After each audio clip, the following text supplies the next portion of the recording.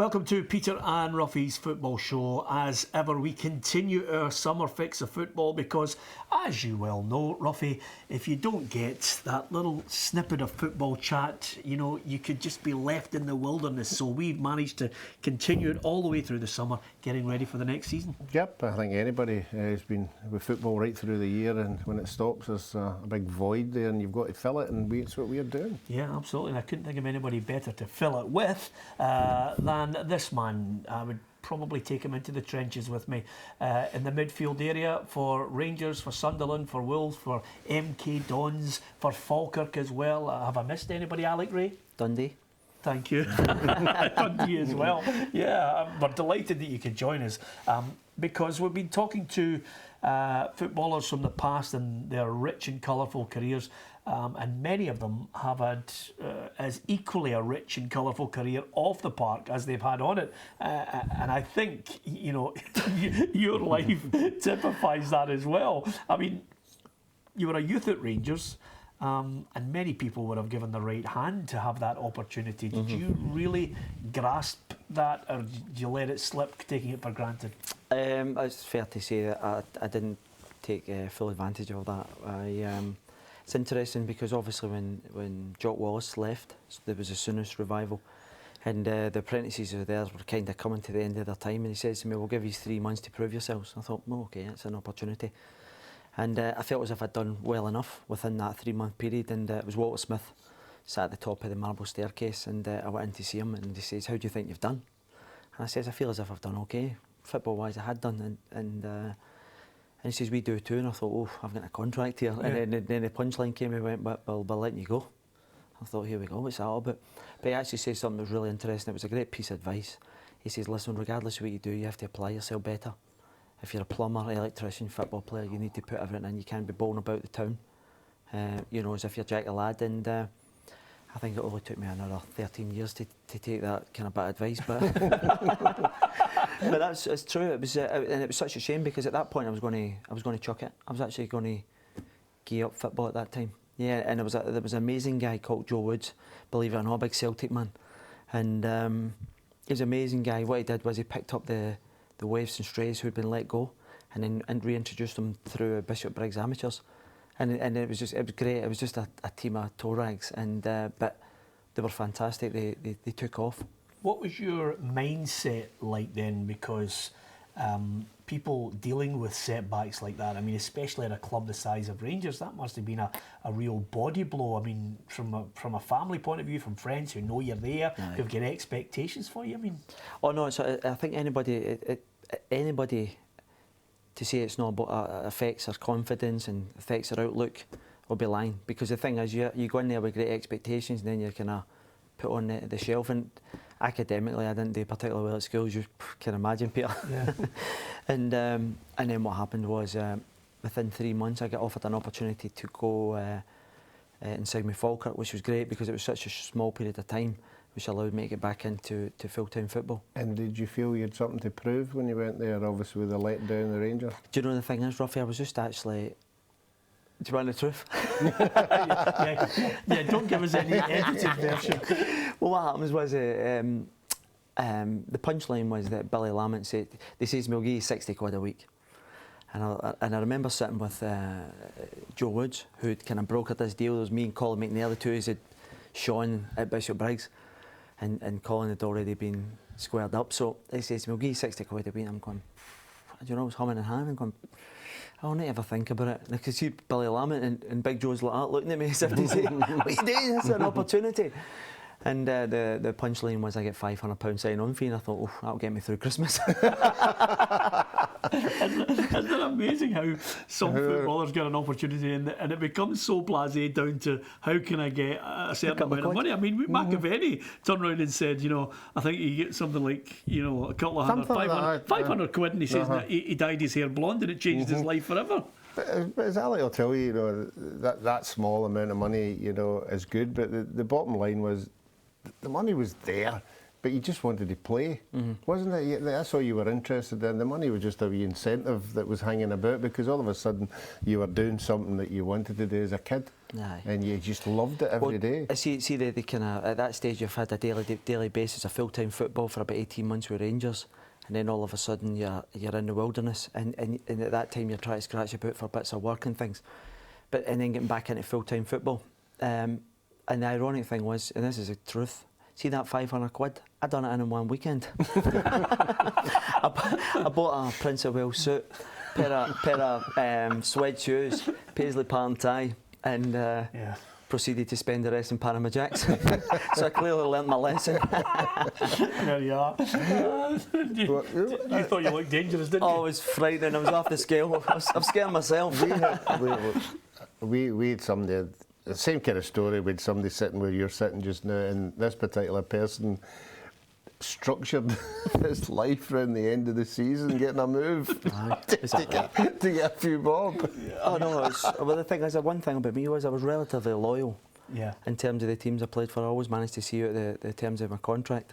What about that move to Falkirk? Because you know, if you're involved after Rangers, and you know, a few guys who are tearaways, Falkirk, I mean, you must have had to really fight your corner with that mob. It was amazing. It was. I was speaking to my brother about this yesterday, about the dressing room and how rough it can be, and like hostile and intimidating, and see if you can't handle yourself, you die a death in there.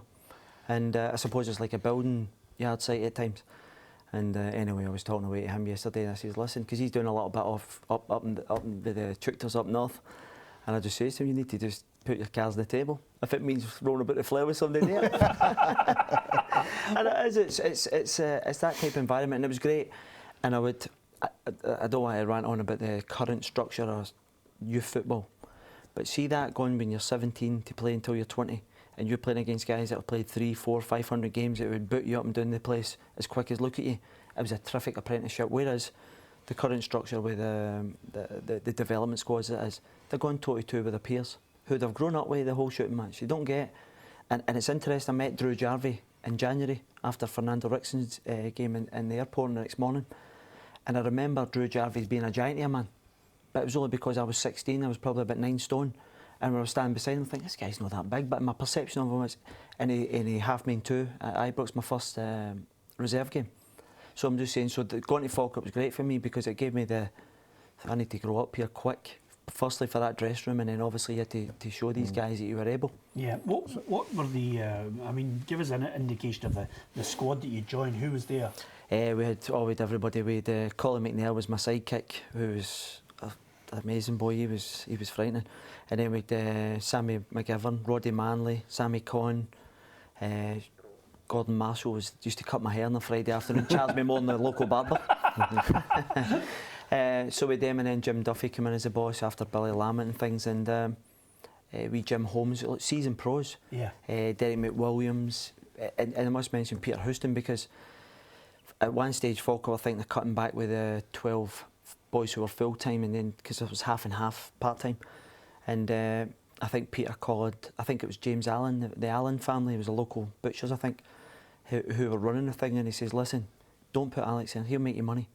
And within the space of about a year, I'd moved for 120 grand. And it's ironic, because I was on the phone coming through the airport the other day. I haven't seen any of the Allens since I left in 1990. Yeah. And a guy walked into the back of me, and I turned around to give him the usual stare, the Glasgow stare, and went, oh, hi, Alex. I says, oh, how you doing? I thought it was one of the guys for Panama Jacks 4 years ago. And he went, oh, I used to give you a few quid now. I says, all right. I'm thinking, who's this character? And it turned out to be James Allen. It was the son of the old chairman at the time. And we were chewing the fat over the good old days. Yeah, absolutely. How many years were you there? Just about 3 years, 2.5, 3 years. Yeah, good grounding as well. And of course, did you become a better player because you were in that with that crew? I think because of the balances, it allowed you to go in there as one of the younger ones. And as I said, most of these guys were all kind of seasoned pros, and me and Colin were the younger ones. John Gallagher got a move to Newcastle, so there was 3 young boys kind of flitting about with these first team boys, and it was great. It really was. It was because you were looking at good players. I look at the standard then, I look at it now. It's down for me. Yeah. Listen, this is going to be a roller coaster ride. I can absolutely sense it because there are so many great clubs that Alec played for and so many inspirational stories. Hopefully you'll join us after the break because small matter, of course, we've been talking about Falkirk, there's Sunderland, there's Wolves, and let's not forget the next one we're going to talk about, Ruffy, is Millwall.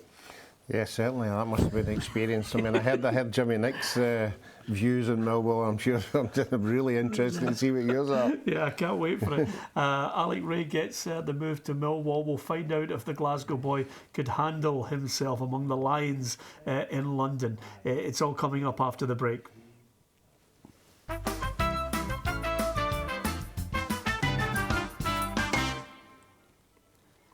Welcome back to Peter and Ruffy's Football Show. Alex Rae is on the couch as our guest in one of our summer specials. Alec, Falkirk, and suddenly whatever you were doing, it attracted attention. What was your thoughts when you realised it was Millwall? Well, I was actually sat in a bar down in the Barras, the Squirrel Bar. Bar and Bistro as it was known then, and called Pies, and I got the phone call and this to say that there was an interest for there and I could go down. And I borrowed my mate's suit, Phil, you know Phil, well, yep. He's been on the show, and I borrowed his suit and £200. I think I went down on a Thursday, and no, the Friday morning I went down, and again, and went down on a Saturday and I signed the contract there and then. And actually I thought I was going down to have a look at the ground, but I don't know if you've ever been to the Old Den. As you drive up to the Old Den, it made Brockville look like Wembley. It was unbelievable. There was like Knackers Yard and scrap men and all builders and workies, and you think, where is this mob taking me? Yeah. And as you drive in, you just see the stadiums plotted up in this kind of tough part of London, and I got in and met all the boys, and I automatically fell for a wee guy called Malcolm Allen. We were Welsh international, and yeah. we just hit it off, and I moved into his flat that night, and the rest is history. And with that history in mind, I mean, who signed you? Who was the manager? It was Bruce Rioch. He was, it was great. It was, and the thing is, they'd just been relegated for the old First Division, which is now the Championship. So they still had some really good footballers with Teddy Sheringham, Gary Waddock, Les Brierley, Ali McCleary, who was linked with Celtic, Stevie Woods, and that, who ended up going to Southampton. So they were right good. A lot of internationals in the team, and it was great. I just went down, and from the very first game, I think we played Watford. We won 2-0 away, scored in my home debut, and just proceeded to have a really good season. Yeah. How did you go on with Bruce? Because I played with him with the Scotland team. He was a very deep guy sometimes. He was very... You never knew where he was coming from. Well, see, the thing is, the senior boys really didn't take to him purely because he's the discipline, and I must say it was terrific. And when I look back in hindsight, I love playing with Bruce. He was very structured, very well organised, and you know, it's at the times we're moving on. He was coming in, and you had a lot of like Terry Hullock and all these guys that been in the Premiership, and he's trying to say, listen, I want you clean shaven, and they're all going, oh, here we go. So there was that kind of conflict, but I love Bruce. I've got to be honest, I was grateful for the opportunity because I always wanted to get out of Dodge. I wanted to get out of Glasgow and take it down there. And it was a good opportunity at a good level, and it was great. The first season was brilliant because we were doing really well. We managed to get in the playoffs. I think we finished third that year. Yeah, we did. We finished third, and playing alongside Sheringham was just, he was on another scale. I think he scored 38 goals that year. 38 goals, and the variation left, right, his heading ability was phenomenal, and he was great from a point of view for me because in the early days my game was just bombing forward, and I used to just come short to the centre halves. They would dink it because they're good footballers, these two, and they just drop it into Teddy or Malcolm because Malcolm was really strong, and I used to just burrow off the midfield and run off his back, and I was shooting, you know what I'm like at 5-a-side, I was just shooting for everywhere, and I managed to get 13 goals that year and get under 21 recognition for Scotland. Yeah, and I know it's a friendship that still lasts, but even better, you managed to, you know, give Teddy Sheringham just a little flavour of Scotland early on. Well, the thing is, it was we'd done the pre-season in Aberystwyth. I was telling somebody a story the day, and McAvenny just threw it in. It's ridiculous. And we went to Aberystwyth to the sand dunes. This was after my first weekend. We went on the Monday. And honestly, these sand dunes were just like mountains, man. You're up and doing these sand dunes all day, and Bruce would do it at the tap, and a wee Scottish guy.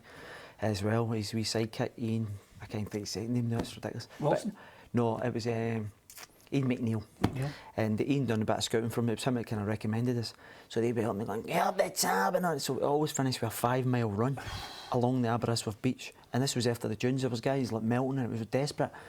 And the first year, I could always relatively fit. So I'm born, I think, right, okay, I've done well here. I'm nipping in here, so I could be about 5th or 6th.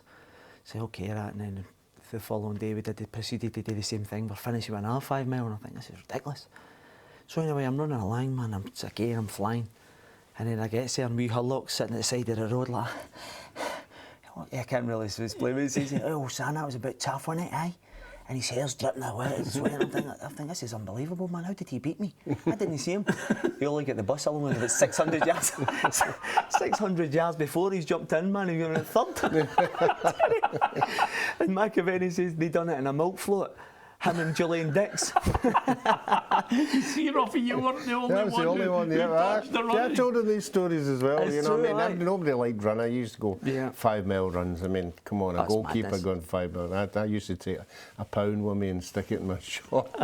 When everybody had left me, I used to jump in the bus. That's you know, right, a bus go by and go about 4 or 5 stops and just slip into the end. So it wasn't me. It was No, that's fair. But we Hurlock, that's the thing, is we Hurlock had, a week later he joined Rangers. And obviously with my connection with Rangers, I was always shouting about Ali McCoist every time we'd done a shooting drill. And we come up to the cup final and we lost a weekend in Glasgow. We went to the 2-1 League Cup final in 1991. And I think we visited every nightclub and Masonic Club in Denison. It was just a weekend of madness. We actually missed the plane back as well. And I'll never forget it because in the days it was a standby. As Teddy went up first up and I'm standing behind him, a bit worse for wear. We just literally get into the house, picked the bags up and shot back to the airport. And Big Teddy, he says, I heard the girl going, there's only one seat, and he went, I'll have that, darling. And as quick as a flash, he went, see you later, son. So I had to get the next flight. And anyway, I pitched up about 12:30. And as I'm walking round to the little kind of pavilion where we get changed, I can see all the players are still sitting there. They're all as fresh as a daisy. I'm thinking, oh, something all right here. And as I walked in, Big Mick McCarthy jumped up and grabbed me by the throat and he went, get in there and get changed, I've got to get my kids this afternoon, right? And he says, I was at the game and I'm here in time. And I quickly told him that his team get battered. So anyway, but it was all good fun. It was. I used to love bringing all the players up to the Old Firm games. Yeah, I mean, as far as, I mean, Rangers, Falkirk, great grounding, but Millwall must have really toughened you up. I mean, I could probably spend 2 or 3 programmes on the madness of that recurring theme of nightclubs, weekends lost and everything, but were you, from the education you got at Millwall, did you feel that really set you up onto another level? Because, you know, we have footballers on here who maybe play at the top of the game in Scotland, but you were climbing to a level which... Hindsight's a good thing. And that first season I should have left. I think Adrian Heath was kind of helping out Howard Kendall at Everton, and I think they were talking about an 800 or 900 grand bid at that time. But during that first season, I was getting off the rails and it caused a few problems. And that was the start of people thinking, we can't touch him. He's off the scale. And that hampered it. So I was playing at that level. And if I'm honest and I look back, I still been playing at the top level my whole career. And it was only because of that. I was scoring double figures in the Championship every year. I was aggressive, my range of passing. And but people weren't willing to take a gamble on us. Yeah, and again, some people might view your line there as arrogant, but it's not. It's a case of, do you look at that crossroads and think, you know, it's hindsight now, as you mentioned, but you could have been at an Everton, you could have been at the top level. Oh no, there's no doubt in my mind. I'd spoken to people who had made phone calls.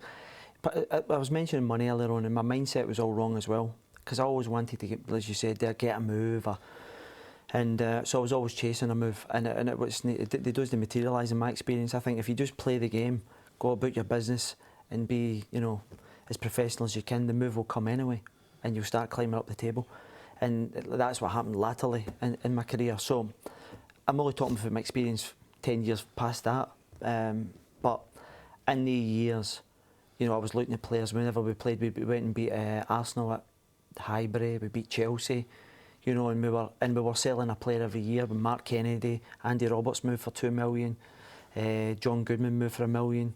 Ben Thatcher moved for a couple of million. So we were selling players every year, and it just kept bypassing me, and I was getting more and more frustrated. Yeah. Were you and again, we'll probably talk about this in the next programme for tomorrow night, but when you moved to Wolves, did you feel as if, again, it was more your off-the-field antics that were hampering you? Well, I moved to Sunderland after Millwall. Yeah. Is that what you mean? Yeah. Did you feel as if, going from Millwall to Sunderland, was your off-the-field antics curtailing your progress? Oh no, the thing is, the first year at Sunderland was a waste of time. It was a total waste of time. I only played 13 games, and at that stage it really was spiralling out of control, because within about a year of that, joining Sunderland, 96, maybe a year and a half, I looked to try and get some help. Yeah, well, listen, I'll tell you, if you're looking for inspiration in someone who puts something back into the game, then join us if you can tomorrow night, because Alex Rae will continue to talk about not only Sunderland, Wolves as well, the move to Rangers, the small matter of a helicopter that played a part in his title win. It's all to come on tomorrow night's programme. Join us if you can.